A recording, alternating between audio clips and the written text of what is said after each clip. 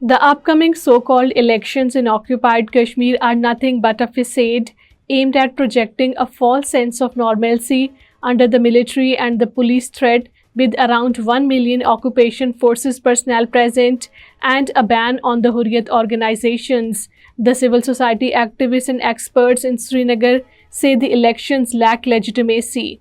Hurriyat leaders and organizations have reiterated that the people of occupied Kashmir are engaged in a legitimate struggle for their UN pledged right to self determination.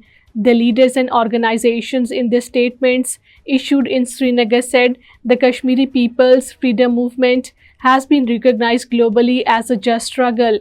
International law grants us the right to struggle for freedom from the Indian occupation, they added. People's Democratic Party President Mehbooba Mufti has emphasized the need to address the Kashmir issue and protect the Article 370. In a statement issued in Srinagar, Mufti said, "The BJP wants to suppress the Kashmir issue, but we are adamant that its resolution is crucial."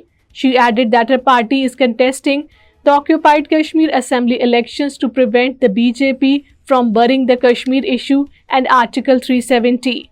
Kanhaiya Kumar, a politician affiliated with the Indian Congress and the former student union leader, stated that occupied Kashmir needs actual peace, not just silence. Accompanying the Congress occupied Kashmir General Secretary Ghulam Ahmad Mir during his visit to Islamabad district, Kumar distinguished between the silence and the peace, emphasizing that the current silence in occupied Kashmir is distinct from the actual peace.